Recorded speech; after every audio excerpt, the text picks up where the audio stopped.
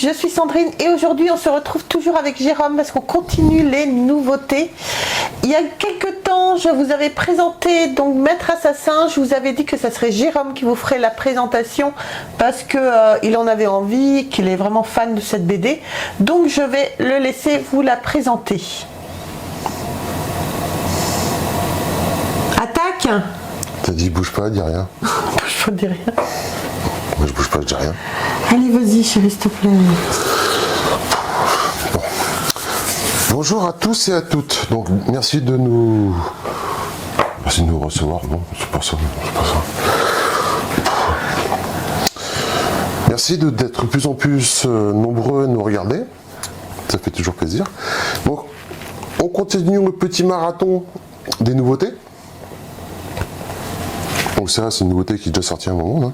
Oui, j'avais présenté dans une vidéo des nouveautés. Tu avais narré l'histoire? Non, je n'avais pas narré l'histoire. J'avais dit que je ne mettrais même pas des planches parce que tu tenais à présenter cette bande dessinée. Donc voilà. Donc c'est une bande dessinée qui vient juste de sortir, qui est sortie il y a quelques semaines. Oui, je dirais même 1 ou 2 mois, Jérôme. C'est oui, plus... donc ça fait quelques semaines. Je pense pas non plus. Hein. Donc voilà, Maître Assassin. Alors, une série qui apparemment qui s'apparente ou qui s'associe avec une autre série qui est déjà en cours de chez Soleil. Pardon. Ouais, c'est ça. Ouais. Donc qui s'associe apparemment avec la série des Maîtres Inquisiteurs. Donc moi j'ai lu l'album. Ils font effectivement référence aux Maîtres Inquisiteurs, mais c'est vraiment sommaire. Je pense que c'est dans les prochains numéros qu'on verra le lien qui s'apparente. Donc qu'est-ce qui m'a fait acheter cet album-là? C'est la couverture par Eman déjà, quoi. Ça fait penser à Assassin's Creed. Alors moi, ça m'a fait penser effectivement à deux choses. Premier lieu, ça fait effectivement penser au jeu Assassin's Creed. Exactement. Qui est sorti en BD aussi, qui est sorti en film. Pardon, qui est sorti un peu partout, sous toutes les formes.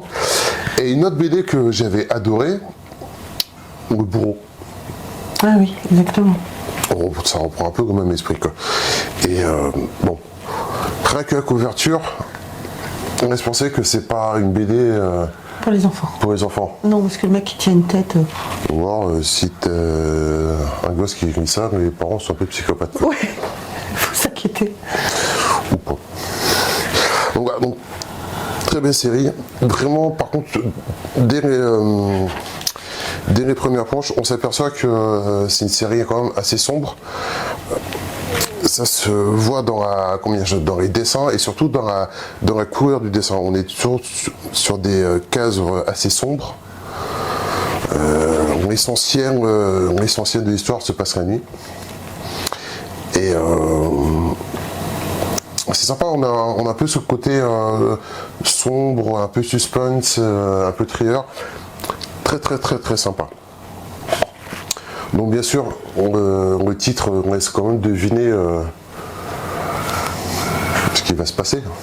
Hein, oui, okay. On est sûr que c'est pas une histoire de bisounours qui vont cueillir des fleurs. Non. Non. Donc voilà. Alors, très sympa.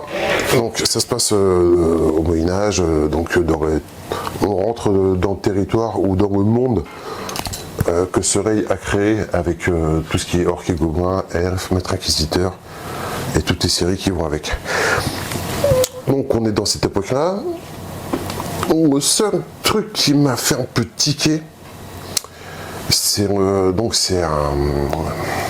héros qu'on retrouve dans cette BD-là. C'est en fin de compte, comment on pourrait dire ça?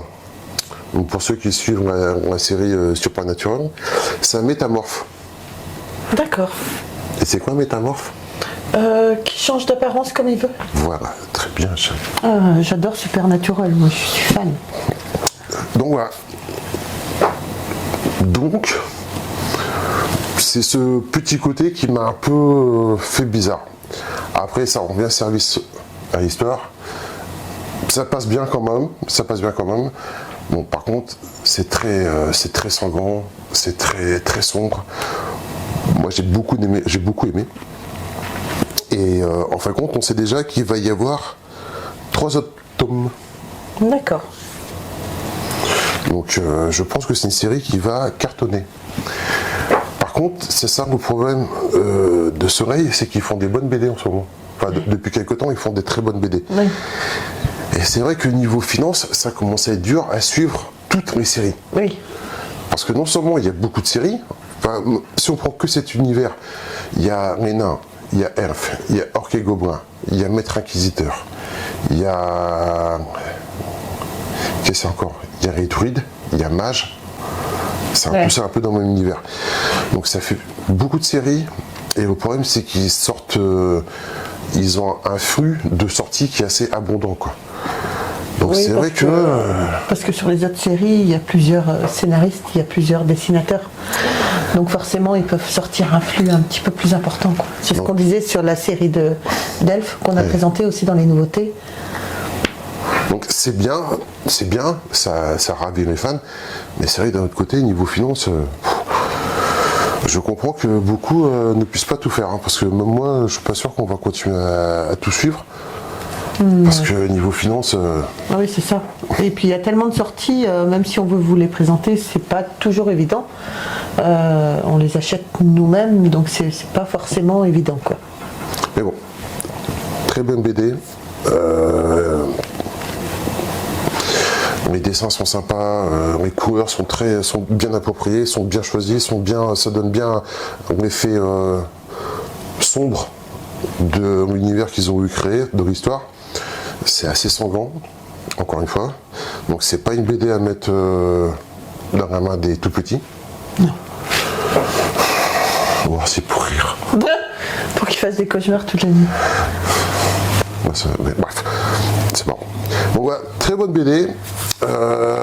Toujours pareil, hein, chez Soleil, c'est des BD de qualité. Ouais, couverture épaisse. Couverture épaisse. Là, on n'a pas l'effet qu'ils ont mis sur les autres séries. On n'a pas l'effet relief. Non. Donc voilà, donc, très très très sympa. On est sur des prix qui avoisinent les 15 €. Ouais, comme toujours chez Soleil. Hein. Ouais. Donc tu vois, c'est cette image-là. Qui fait penser au bourreau. Ouais, exactement. De toute façon, on va vous mettre des planches, toujours pareil, à l'endroit approprié.